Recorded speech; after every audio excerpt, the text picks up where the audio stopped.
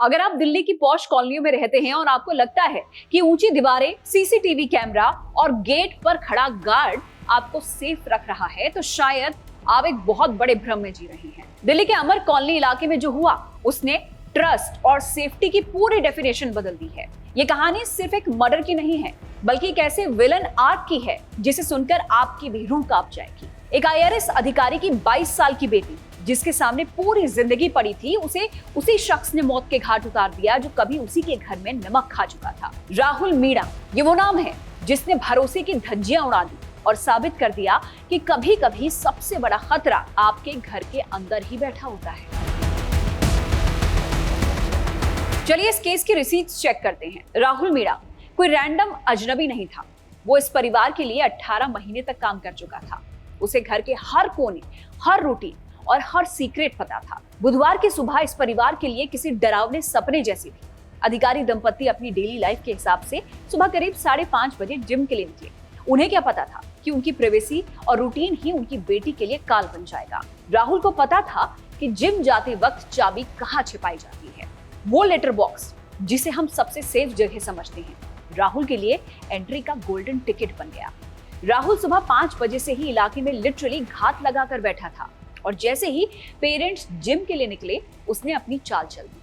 वो घर के अंदर दाखिल हुआ और उस खौफनाक वारदात को अंजाम दिया। उसने एक मोबाइल चार्जर की तार से उसका गला घोट दिया।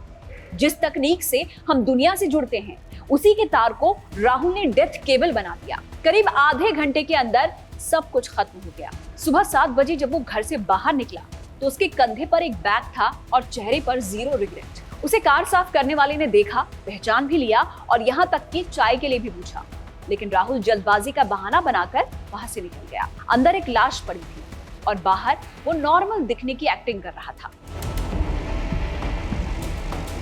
दिल्ली पुलिस ने जब जांच शुरू की तो 15 से ज्यादा टीमें बनाई गई जो कि अलग अलग स्टेट्स में उसे हंट कर रही थी और आखिरकार उसे द्वारका के एक होटल से दबोच लिया गया। पुलिस को शक है कि उसने वारदात के बाद घर में अपने कपड़े भी बदले ताकि किसी को सस्पिशियस ना लगे।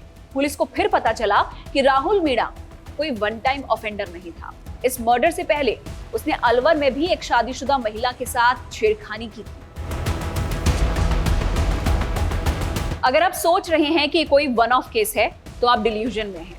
दिल्ली के अमर कॉलोनी, लाजपत नगर और यहाँ तक कि ग्रेटर कैलाश जैसे कई इलाके हैं जहाँ पर जो हाउस हेल्प हैं, उनकी तरफ से अपराधों का एक पूरा ट्रैक रिकॉर्ड रहा है।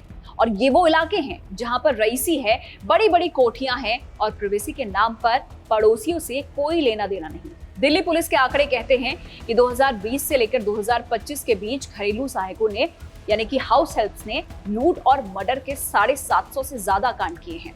याद कीजिए जुलाई 2025 का वो लाजपत नगर वाला केस जहां पर मुकेश नाम के नौकर ने सिर्फ थोड़े से पैसे और डांट के चक्कर में अपनी मालकिन और उसके 14 साल के बेटे की गला रेतकर हत्या की। या फिर मई 2024 का ग्रेटर कैलाश वाला मामला जहां पर एक डॉक्टर को उन्हीं के नौकरों ने बंधक बनाया और जान से मार दिया।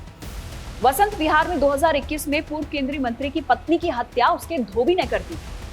ये सब केसेस एक ही वाइब देते हैं, आपका भरोसा ही आपका सबसे बड़ा रिस्क है।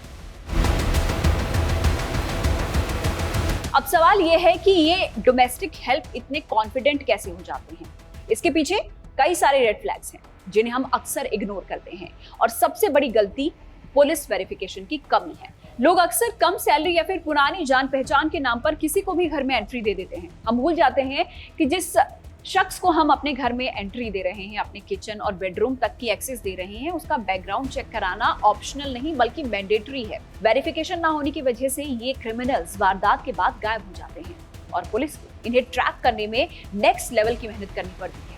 दूसरा बड़ा रीजन है रूटीन का एक्सपोजर। हम अपने नौकरों पर इतना डिपेंडेंट हो जाते हैं कि उन्हें पता होता है कि हम कब जिम जाते हैं, कब पार्टी पर निकलते हैं और घर की कीमती चीजें कहाँ पर रखी होती हैं।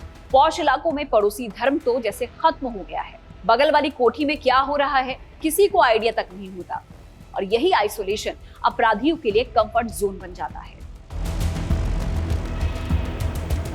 अमर कॉलोनी का ये केस हम सबके लिए एक बहुत बड़ा टीचिंग मोमेंट है। घर में किसी को भी काम पर रखने से पहले उसका पुलिस वेरिफिकेशन आप जरूर करवाइए, क्योंकि ये कोई बोरिंग कागजी काम नहीं बल्कि आपकी लाइफलाइन है। अपनी कीमती चीजें और चाबियां ऐसी जगहों पर बिल्कुल ना रखें जहां पर कोई भी एक्सेस कर सके। और सबसे जरूरी बात, अपने आसपास के लोगों और पड़ोसियों से कनेक्टेड रहें। राहुल मीणा जैसे लोग इस ट्रस्ट का फायदा उठाते हैं। वो जानते हैं कि हम कहां पर कमजोर पड़ते हैं। अमर कॉलोनी की उस 22 साल की लड़की की जान अब वापस नहीं आ सकती, लेकिन उसका ये दुखद अंत हमें ये बताने के लिए काफी है कि हम अपने घर के दरवाजे सिर्फ लॉक ना करें, बल्कि अपनी आंखों को भी खुला रखें। स्टे सेफ, स्टे अलर्ट, क्योंकि इस शहर में हर चमकती चीज सोना नहीं होती और हर पुराना नौकर भरोसेमंद नहीं होता। तो अगली बार जब आप किसी को अपने घर की चाबी दे, तो एक बार अमर कॉलोनी वाला ये सीन जरूर याद कर लेना।